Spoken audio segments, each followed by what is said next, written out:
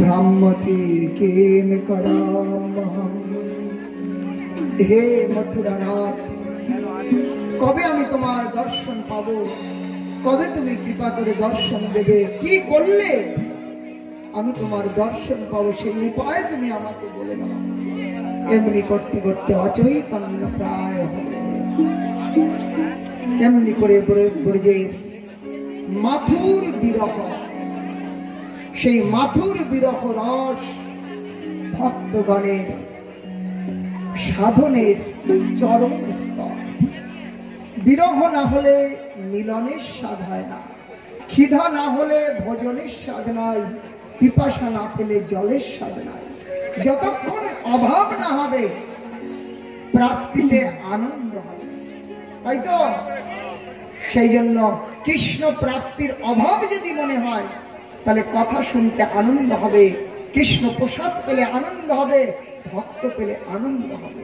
আর যদি খেদ না উঠে, অভাব যদি না হয়, তাহলে পেলেও না পাওয়ার থেকেও আরো আনন্দ বেশি। আজ সেই দ্বারকাপুরীতে চলুন। ভগবান মথুরা লীলার পরে দ্বারকা লীলায় পৌঁছালেন। 11 বৎসর থেকে 25 বৎসর কাল পর্যন্ত মথুরায় ছিলেন।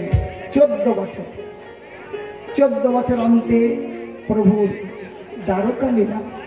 সেই দ্বারকার ভগবান প্রবেশ করেছেন। সেইখানে বিদর্ভ রাজা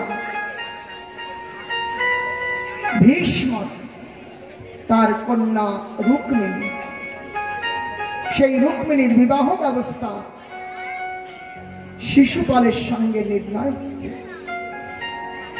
আজ শিশুপাল বিদর্ভ নগরে তার সমস্ত আত্মীয় স্বজন এবং সৈন্য সামন্ত নিয়ে উপস্থিত হলেন। এই কথা রুক্মিণী জানলেন।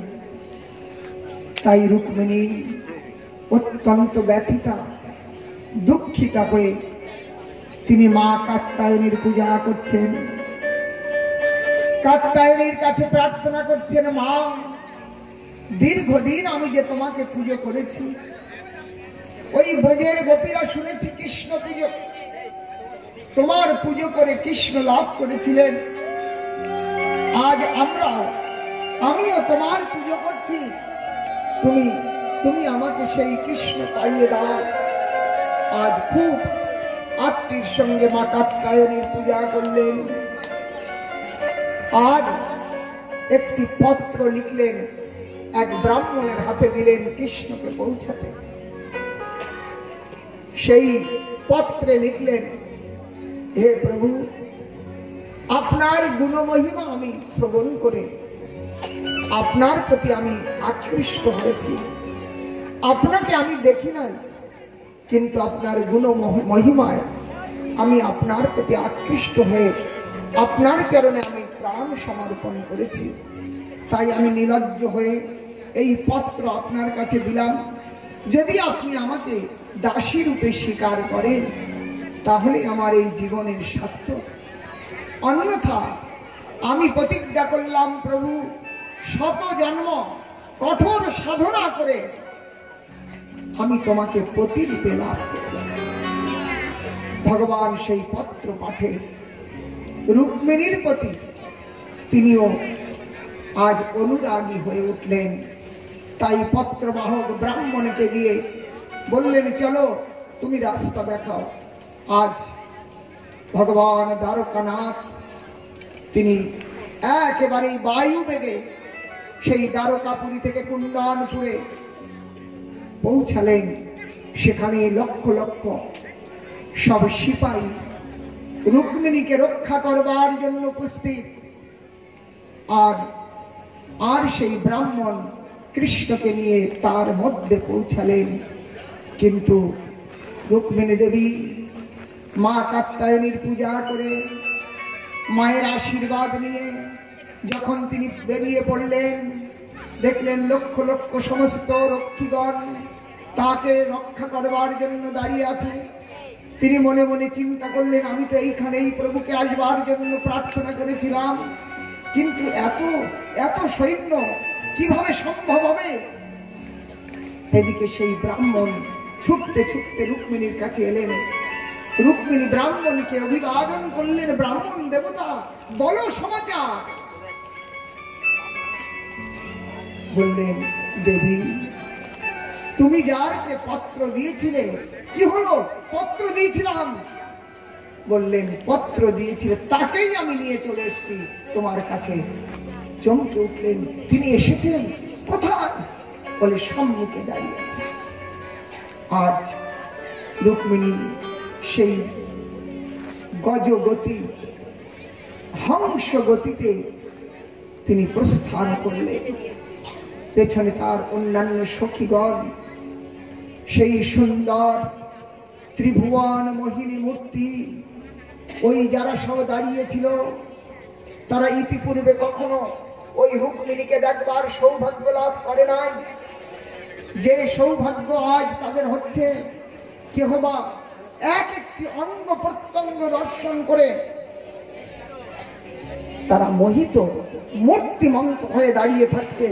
কেহ বা তার কেশ, কেহ বা তার নেত্র, কেহ বা তার মুখমণ্ডল, কেহ বা তার পরিধান, কেহ বা চরণ যুগল, কেহ বা গমন পদ্ধতি, এক একটি যে যেটা দেখছে তাতেই মোহিত হয়ে যাচ্ছে।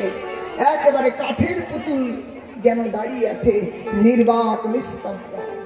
আজ রুক্মিণী আগে চলেছে, চলতে চলতে চলতে চলতে পৌঁছালেন। আজ সম্মুখে ত্রিভুবন কমনীয় ভগবান দাঁড়িয়ে আছেন। সেখানে গিয়ে দেখলেন আজ নেত্রে নেত্র মিলন হলো। আজ রুক্মিণী এবং কৃষ্ণের নেত্র মিলন হলো। কৃষ্ণ দেখলেন রুক্মিণীর দিকে, রুক্মিণী কৃষ্ণকে দেখলেন। সেই সময় রুক্মিণী হাত বাড়ালেন, কৃষ্ণ হাত বাড়লেন এবং রুক্মিণীকে নিয়ে কৃষ্ণ আগে বাড়তে লাগলেন। বলুন, রুক্মিণী ধারী ভগবান কি। রুক্মিণীকে নিয়ে কৃষ্ণ আগে চললেন এবং সমস্ত সেই রুক্মিণীকে নিয়ে রথে করে দূর দূর পর্যন্ত চলে গেলেন। এদিকে সমস্ত প্রহরীগণ যারা রুক্মিণীকে রক্ষা করতে দাঁড়িয়েছিলেন একে অপরকে বললেন, কিরে কিসের জন্য দাঁড়িয়ে আছিস? বলে, কেন ওই রুক্মিণীকে রক্ষা করতে। বললেন, ওই দেখ রুক্মিণী চলে যাচ্ছে। ও শ্বশুর, আজ সমস্ত রুক্মিণীকে রক্ষা করবার জন্য দাঁড়ায় এসেছিল। তারা একেবারেই খবর দিল, মহারাজ সর্বনাশ হয়ে গেছে। সেই রুক্মিণীকে সেই কৃষ্ণ সে নিয়ে চলে গেছে। একেবারে রুক্মিণীর ভাই রুক্মী তিনি প্রতিজ্ঞা করে বলছিল, যদি ওই কৃষ্ণকে হারাতে না পারি, তাকে হারিয়ে যদি বোনকে ফিরিয়ে নিয়ে আসতে পারি, তাহলে আমি ফিরব, নতুবা ফিরব না। ভয়ঙ্কর যুদ্ধ হলো, রুক্মিণী পরাস্ত হলো, রুক্মী পরাস্ত হলো। এদিকে শিশুপাল আক্রমণ করলেন। ভগবান দ্বারকানাথ তিনি যুদ্ধ করলেন। বলরাম পৌঁছালেন, বলরামের সঙ্গে ভয়ঙ্কর যুদ্ধ হলো। আর কৃষ্ণ রুক্মিণীকে নিয়ে দ্বারকায় পৌঁছালেন। সেখানে ভগবানকে বিধিবৎ দ্বারকায় কৃষ্ণের বিবাহ মহোৎসব হলো। সমস্ত দিকে আজ সুন্দর সেজেছে, নূতন নূতন তরুণ সেজেছে। পূর্ণ কলস, শঙ্খধ্বনি, উলুধ্বনি, বাদ্য বেজে উঠেছে। ভগবানের বিবাহ মহোৎসব। বলুন, রুক্মিণী মহারাজ কি, দ্বারকাধীশ ভগবান কি।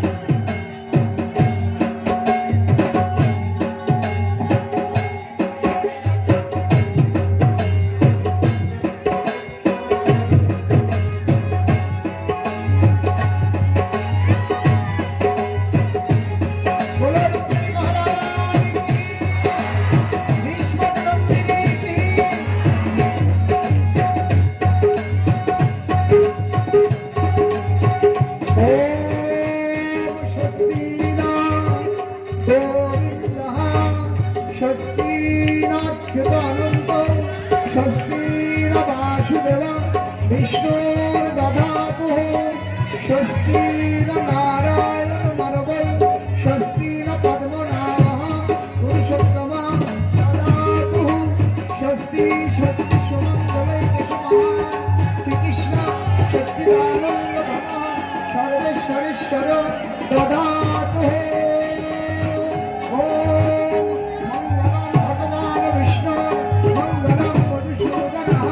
मंगलाम ऋषिकेशायां मंगलाय तनुहरिः विष्णुचारणमात्रेण विष्णुस्य स्मरणफले सर्वे विघ्नानि नश्यन्ति मंगलाम संगसंगयः ओम माधव वाची माधव हृदि स्मरन्ति साधव सर्वे सर्वकार्येषु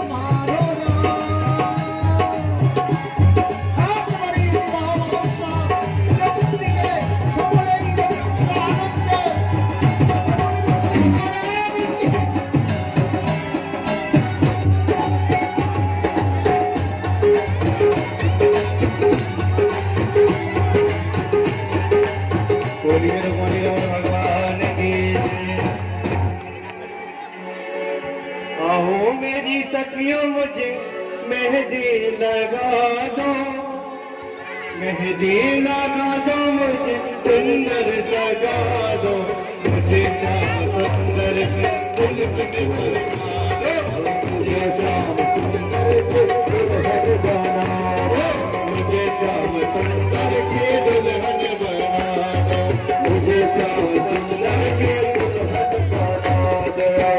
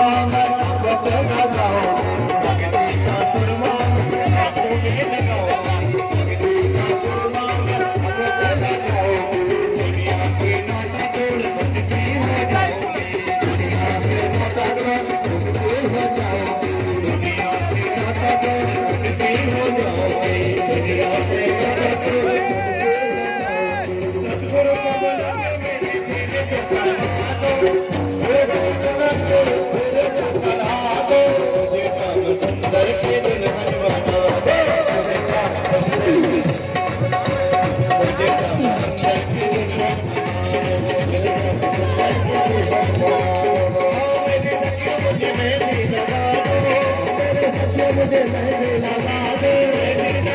मुझे ऐसी सजा दो, मुझे ऐसी सजा दो।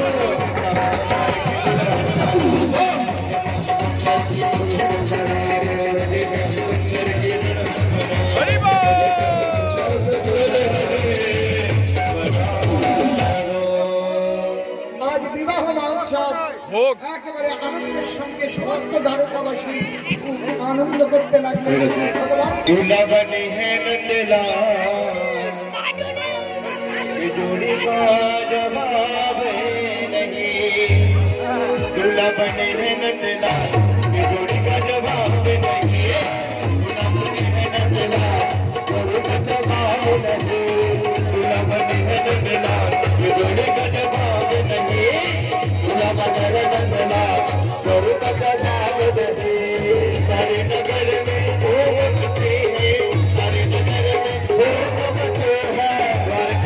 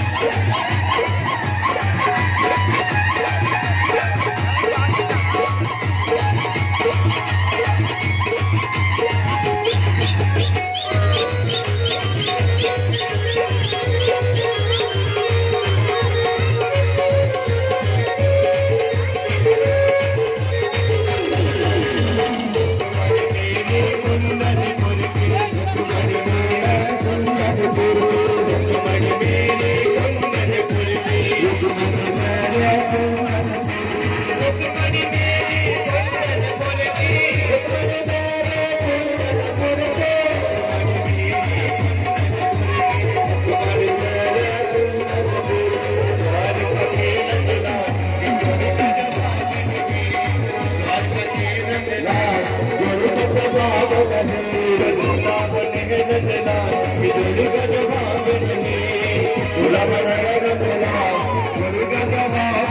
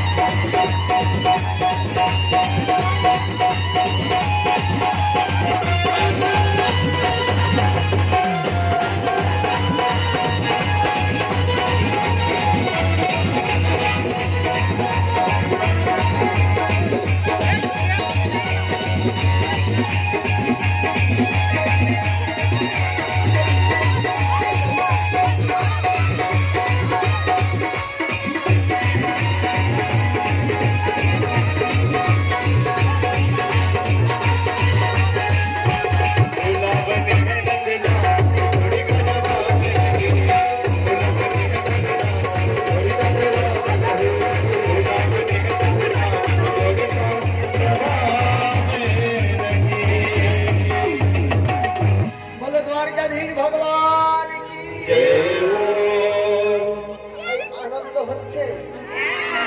হ্যাঁ? আজকে আমার এই ছোট ছোট ভাইরা তারাই ব্যবস্থা করেছে অনেক। আরতির ব্যবস্থা করো।